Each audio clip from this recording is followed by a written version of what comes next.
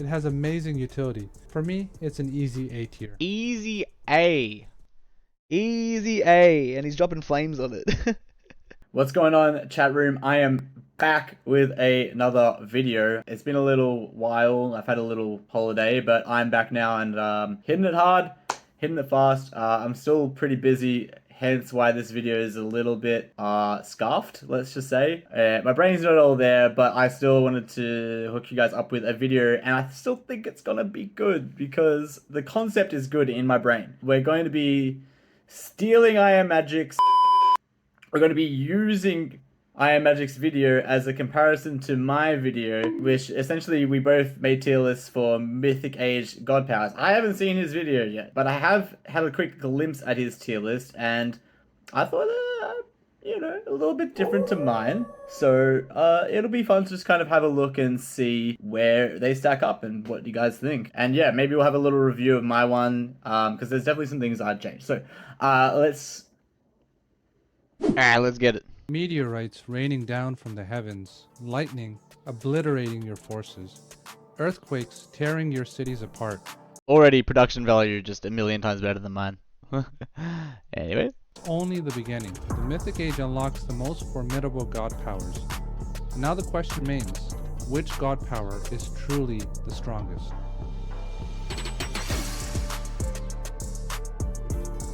Bro, why does that intro go so hard? Man, this guy, he's leveled up his content game. I'm so fucking impressed, man. Before we dive into analyzing and building our tier lists, we need to establish the key criteria. What defines a great god power? In my view, there are 3 points. 1, its sheer destructive power. Can it efficiently annihilate its intended target? 2, comeback potential. Does this power give you the ability to turn the tides of battle? Does it allow you to snatch victory from the jaws of defeat? 3, ease of use. Is it straightforward, or does it require careful planning and precise execution? With these in mind, let's... This is smart. This is very considered. When I was kind of looking at it, it was a little bit over the place. We didn't have this 3 simple criteria. We kind of tried to put them in a vacuum and then, compare them based on their costs and their recharge times, how realistic it is, to be getting off multiple uses. Obviously we considered destructive power. But yeah, it just wasn't as clean as this. I really like how he set this out. Now ask yourself, amongst these 3 god powers, which one would you choose? Lightning Storm. Would you harness the economic strength of a plenty vault, or would you unleash an earthquake to devastate your opponent's city? Or lastly, would you summon a lightning storm to obliterate both their army and economy in one fell swoop? I'll tell you which I wonder if he knows that Lightning Strike also destroys buildings. Oh my god! One I wouldn't pick. The Plenty Vault. It lacks destructive power and offers very little in terms of comeback potential. If you think about it, the Plenty Vault is equivalent to having about 9 villagers.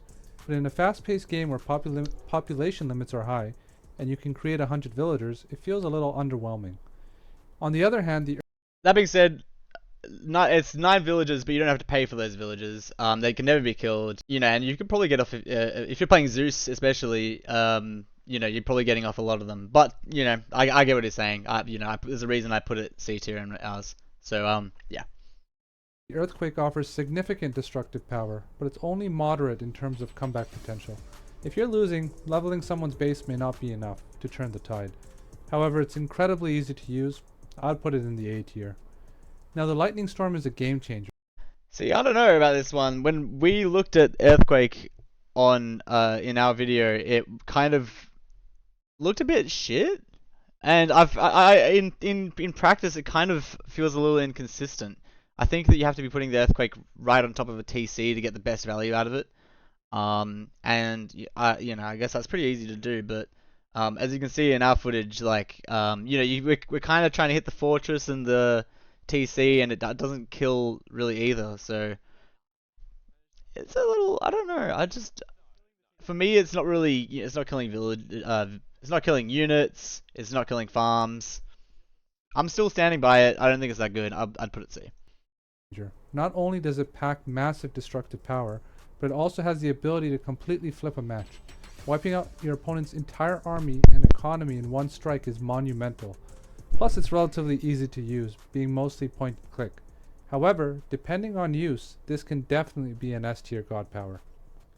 So let's move on and talk about the Norse. The I'd Norse agree are with that. unique due to the addition of the Freyr DLC, giving them 4. Well, here's the thing. So in ours, with Lightning Storm, we put it B tier. And you know, in hindsight, I probably would put it maybe A tier because when we were making it, we didn't know that it could kill buildings as well, and it could decimate buildings too. But it's just a little bit RNG. So, but that being said, yeah, it's really easy to use. It slaps, wipes out everything. But here's the thing. I personally, I'm taking Nidhogg. I'm not taking Nidhogg. I'm taking Inferno, which we're about to look at here, because I actually have a good clip of this one. It also wipes out units in a huge way, and also takes out buildings. Well, you know, not to the extent of an earthquake, but you know, it's distinct god powers to it's choose something. from. So which one would you pick? For me, the two that immediately stand out are Ragnarok and Nidhogg. Ragnarok, in my opinion, offers the highest comeback potential in the game. And Nidhogg, it's a jack of all trades, solid in every area. A well-timed Nidhogg can absolutely turn the tides of battle. And as for Ragnarok, I don't need to say much, especially when paired with something like a flaming weapons, it's absolutely devastating. I'd comfortably place both of these in the A tier. So this is where he's kind of lost me here.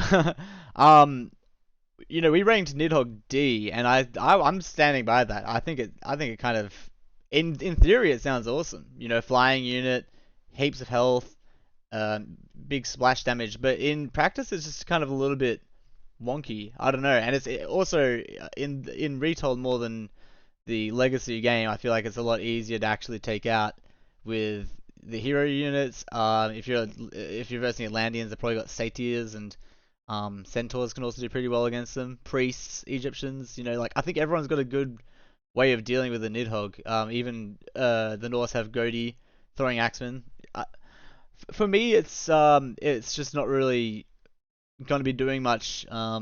If it, and this is another criteria. I don't think that I'm not sure if Magic is considering is I'm trying to think about this, even though I'm not a pro player. I'm trying to think of it like in terms of a competitive match. Not even pro play. Let's say let's put it more like, you know, just people with thumbs, people with fingers. They have a keyboard. They can press keys on the keyboard in an appropriate amount of time. They're taking out that Nidhogg. Whereas I completely agree with what he's saying about Ragnarok, but I'm not putting it on the same level, anywhere near the same level as a Nidhogg. But I'd put Ragnarok at A tier. It could arguably be S tier as well. The thing with Ragnarok that you've got to consider is the fact that it creates this like condition where, again, in a high level game, it gives your opponent something to think about, you know, to try and, you know, wipe them out before the game gets out of hand and they pop that Ragnarok, and yeah, so it kind of forces the opponent to play differently. Whereas I just don't think Nidhogg's really doing that, to be honest. Now what about Inferno? Now this one's tricky. Its destructive power is undeniable, but it demands precision. If he's not putting used wisely, it can be easily countered or played around. While some might debate this, I'm going to be placing the Inferno in the B tier. Let's talk about Fimbulwinter. So yeah, we have different ideas. We have different ideas of ranking the god powers. I think he's probably looking at it. You know, obviously the three criteria that he mentioned, but he's probably trying to imagine it across like all areas of the game. Whereas for me, you know, like I'm not a particularly amazing player, but I think it's decently easy to set up an Inferno once you've had a little bit of practice with it. You know, I don't think it's the most difficult thing ever. You can whiff it, but it's always got a huge AoE at the end. As long as you're aligning that big chungus at the enemy's base / army, ideally both, then you know you're getting good use out of it. And also I kind of think it does the same thing as Lightning Storm, but kind of more instantly. And they have less of a chance of running out of the radius of it. Not that you can really do that with Lightning Storm anyway, but you know what I mean. It's more of like an instant sort of thing. So Players For swear by me- it, claiming it's over. For me, I'd put them on the same tier. Maybe like if we're splitting hairs, Inferno like the same tier, but like just a little bit better. Powered, but in my experience, it's highly situational. Sure, it can wreak havoc, killing units, crippling economies, and even damaging buildings. But if your opponent is already dominating, it might just be a minor inconvenience to him. I struggled between A and B tier here, but ultimately, I'm placing the Fimbulwinter in the B tier as well. I like this. I think we were a little bit too harsh on Fimbulwinter. I completely agree with what he's saying. It's if you're behind, it's not really doing much. You can just ring a town bell. Again, I'm in my rankings. My opponent, if I'm casting Fimbulwinter, they are pressing their town bells, and not losing too many units. I see what people like. It can be really annoying. And especially, I forgot to mention this. I need to put in an edit at the start of the game. I don't know. Okay, so I don't know if he's basing this off like 1v1 or like multiplayer. He didn't really specify. But yeah, 1v1 it just doesn't have as much value as it does in the more it goes on really 2v2, 3v3, etc. Because you're hitting multiple TCs, Fimbulwinter's way better in team games. So yeah, he did a better job of just summarizing it in a few words while I yapped for like 2 minutes. So Now you're witnessing the most powerful god power in the game. It boasts unparalleled destructive force. It's incredibly easy to use and offers insane comeback potential. This power can level entire bases, obliterate entire armies, and it sends shivers down your spine the moment your opponent advances with Thoth. And that, my friends, is the Meteor Strike. Now, there's no question that Meteor is an S tier god power. But where does Tornado and Son of Osiris fall? For me, Tornado is an easy A tier. It's like a mini meteor. It can wipe out entire armies, but it's much easier to counter. You can predict and even dodge a tornado, which is nearly impossible with the meteor.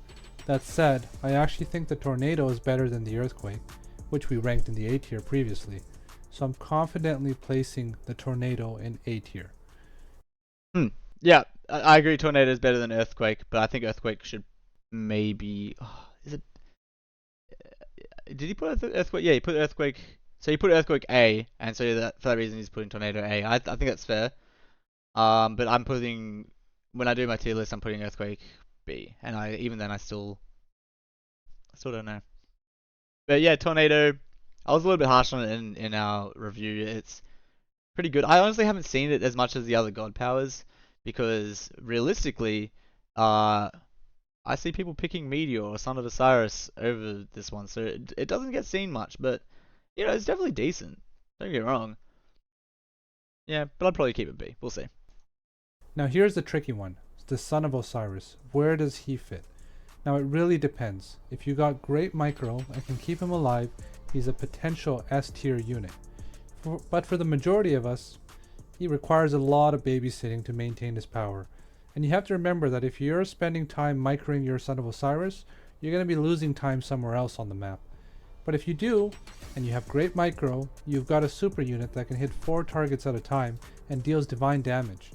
He shines against Norse, who doesn't have long range archers. He also does well against Greeks sometimes, unless they go really heavy on Peltis, which have 20 range. However, he struggles against the Arcus, and he struggles against the Chariot because they can outrange and pressure him.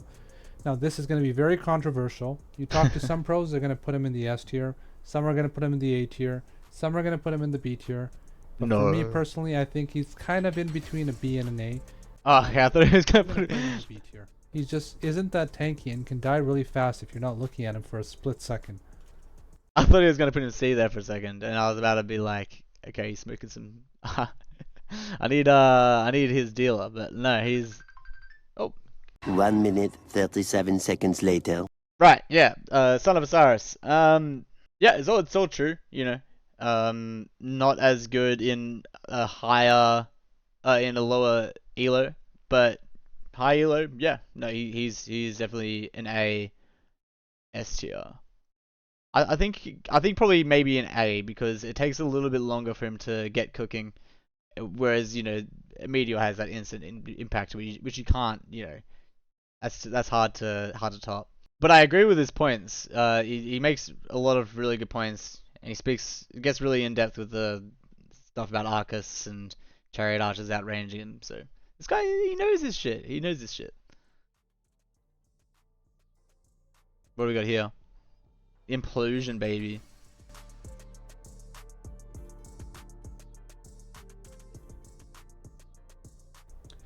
Now you guys have just seen it for yourself. An Implode used smack dab in the middle of an army did absolutely nothing. The entire army survived. Now I don't know if that's not a joke, I don't know what is. It's not that they're just high HP myth units there and heroes. Even when tested on spearmen or low HP units, it's definitely no lightning storm or meteor. Heck, it might not even be an Inferno. I think this ranks at the bottom of the B tier. What do you guys think about the remaining 2 god powers? Now for me, Bottom of the B tier.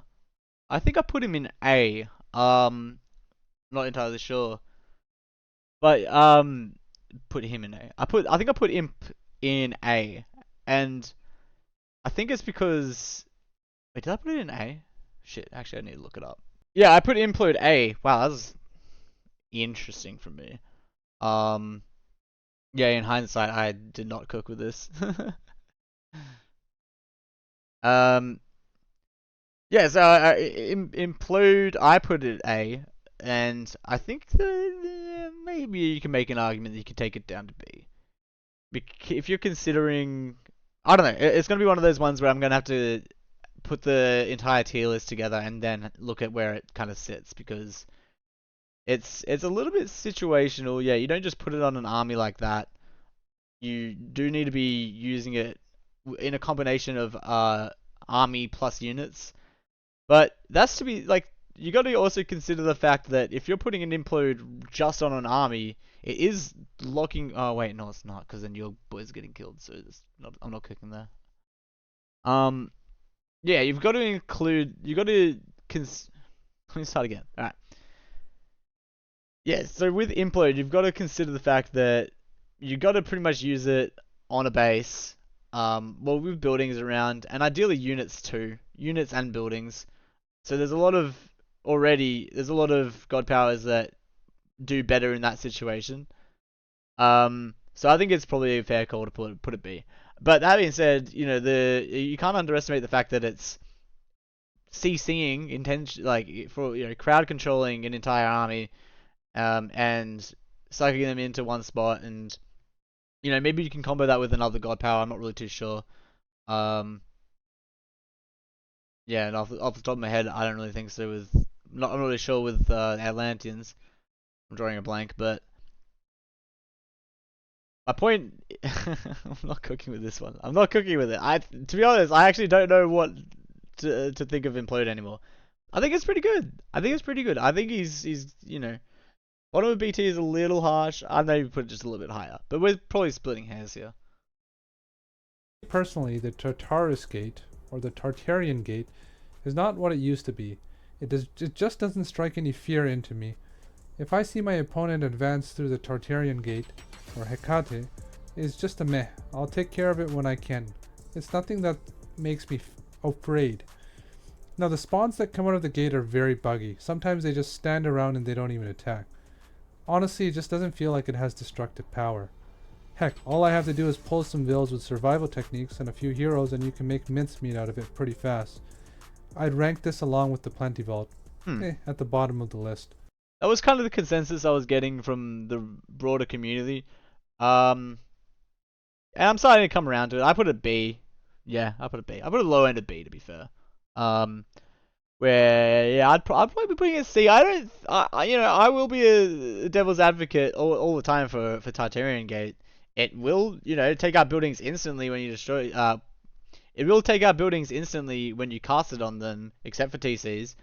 So that's huge. If you got a temple slash watchtower, guard tower, and a bunch of houses in an area, which is pretty likely, you can smack a Tartarian Gate on that and take them all out. suddenly they're pop capped. They've got, you know, annoying little fucking demon spawns coming out and attacking shit. You know, it's annoying. It's annoying. You kind of do have to bring a decent amount over to kind of deal with it. It does take away attention, you know, on the field. And when you're hitting that timing, you know, you could be doing a pretty big push with your army that you should have in theory. So that's my argument for it, and that's kind of why, you know, I don't even mind having it low B. I don't. I think it's okay. You know, justice for the Tartarian Gate. Now, what about Vortex? I think Vortex Ass. is a good one. I think it has good potential, especially in the right hands. Remember, this is not like the original Age of Mythology. In Retold, armies are bigger, and not only that, static D is weaker. There are no mercs to save you from when you're being backdoored by a ton of units. Now, this god power can definitely swing the tides of the game. While it has no destructive power alone, it has amazing utility. For me, it's an easy A tier. Easy A. Easy A. And he's dropping flames on it. Yeah, Vortex. I don't know, man. I mean, I put it D. Let's go to side by side. Bada bing, bada boom. Alright. So, what did we have last time? We had it. What did we have? That there. I honestly think, like, if you, like, this is honestly, I don't mind this already. Yeah. We're getting there, alright?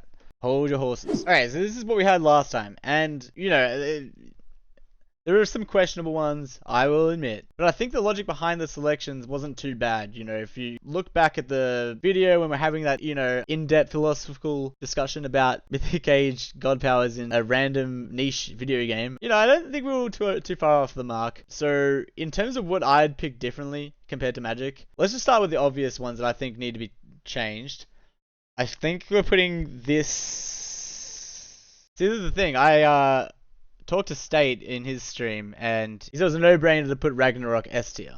And it's for the reasons that I kind of alluded to before, and not really too much in the tier list when I was thinking about it originally. Ragnarok does force the opponent's hand. It puts them on a timer to kind of win the game before, you know, the opponent maxes out the villagers.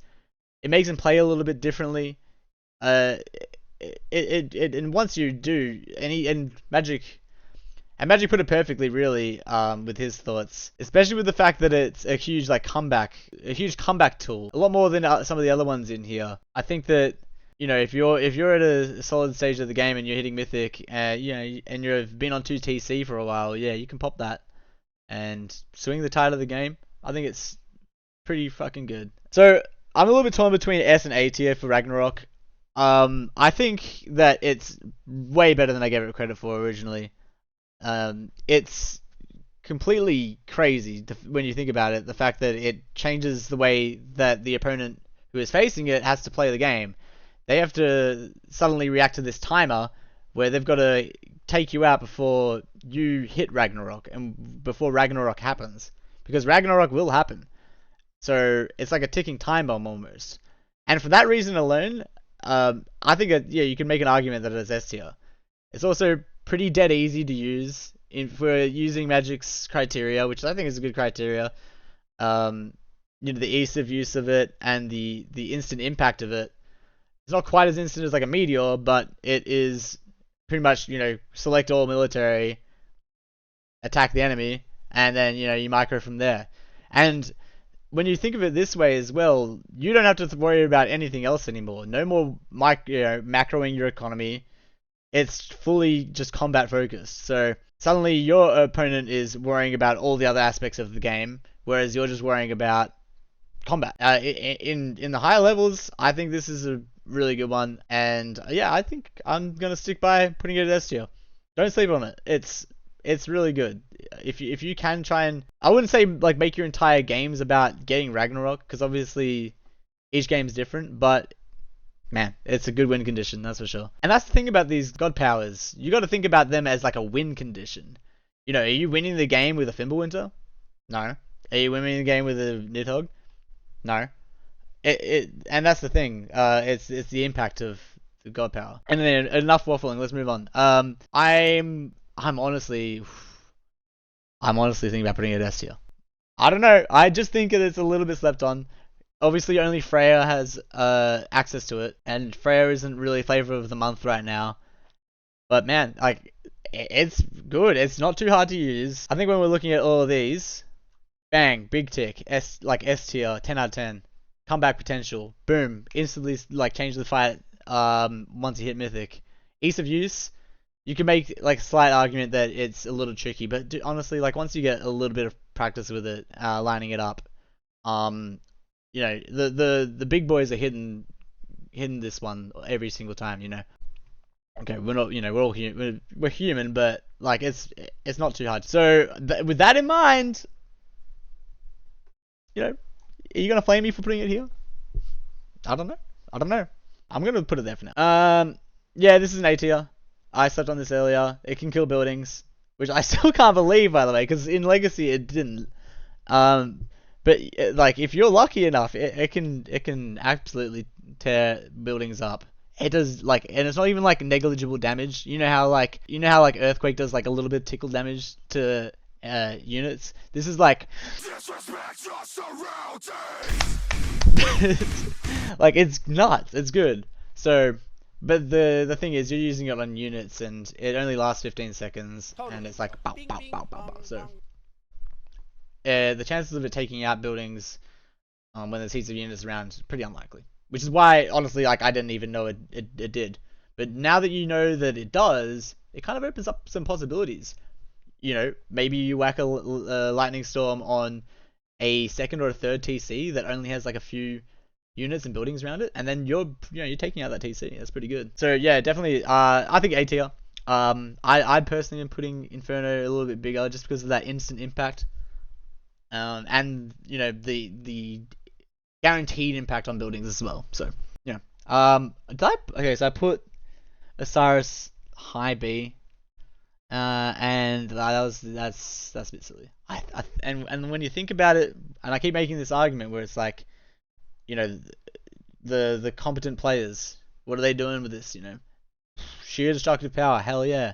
Comeback potential, hell yeah. Ease of use, hell yeah.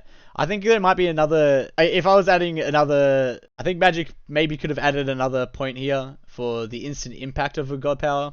You know, there's a big reason why Plentyvault isn't as good as the other ones, where it's, you know, it takes a while for it to start cooking. So yeah, that's another like category that I'm thinking about, which is probably why I'm not putting it in S tier, because it takes a while for it to, you know, kind of get its full value. But in terms of the other categories that we're looking at, it's all yeah, the ease of use. It's not super easy to use, but you know, for the big boys, they know how to control a Son of Osiris, you know. So yeah, I'm putting Son of Osiris A tier, standing by it. Where do we go from here? Let me keep moving, because I've kind of already rambled about them a little bit. I'm standing by Tornado Beam B. It's a little bit too RNG for my liking. He summarized it perfectly by saying it's kind of like a light Meteor. You know, destructive power is there. I don't think it's quite as good as some of the other ones, you know, up here. Comeback potential, you know, you can definitely swing a fight for sure. But it's not really a guarantee as much of these other ones. And ease of use, yeah, you know, you put it in the general area, but it's just a little bit RNG, so I don't know. Yeah, high B, not bad. Implosion, I'm gonna bring it down a little bit. I had it at A last time. I don't think it's as bad as Magic was alluding to. It's definitely not really doing as much when it's just on, you know, I want to see how many units it was, because I think it's a good demonstration. This is all high, like, in the fact that it's all like high value as well when you think about it. Okay, this is a lot of units. Yeah, this is more than a handful. This isn't a full size army. Yeah, I don't know. I think it's an Implode. You smack. You got to be using it. Yeah, so I think when you consider that, you got to be using it in tandem with buildings. Like when we were looking at it in our tier list, you know, we're looking at the wiki, analyzing the fact that each unit, I can't exactly remember the numbers, and I'm not really gonna bring it up right now because you can just go watch my last video. But each unit is that is being sucked into the implosion adds, I want to say, 60 crush damage to the explosion.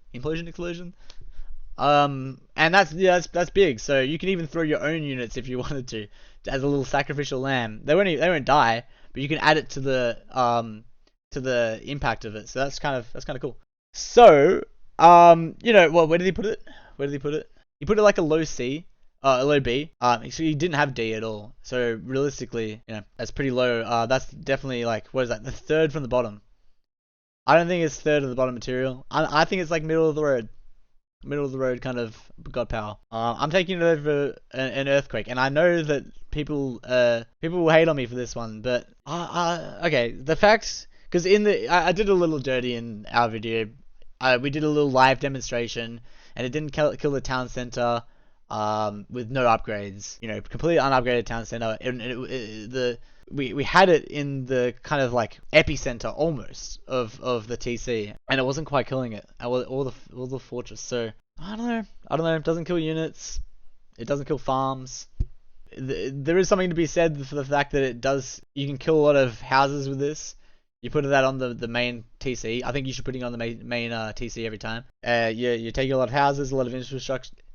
Taking out a lot of houses, taking out a lot of infrastructure. I can get my words off. So, there's something to be said for that. And you can also take out TC, as we found. So, I will put it B.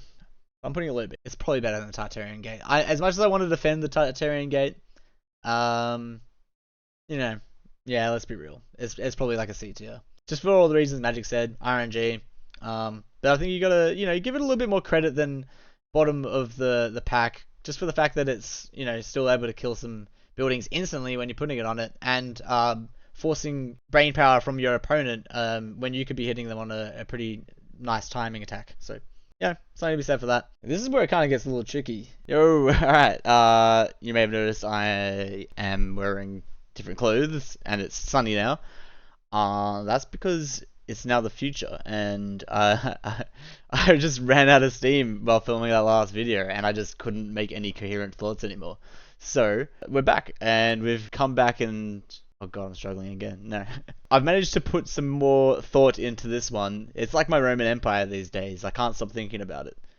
So while I'm at work, I have a lot of time to just kind of think about this sort of stuff, which sounds so cringe, but I thought a little bit more about the criteria on marking these. I also ended up watching the end of Magic's video, and it answered some of the questions that I had, as you would have seen. I was wondering about whether he was considering all skill levels, or if he was only considering 1v1s or team games, and he was, in fact, he was considering competitive 1v1s, like I am. So it's interesting that we ended up getting such different rankings.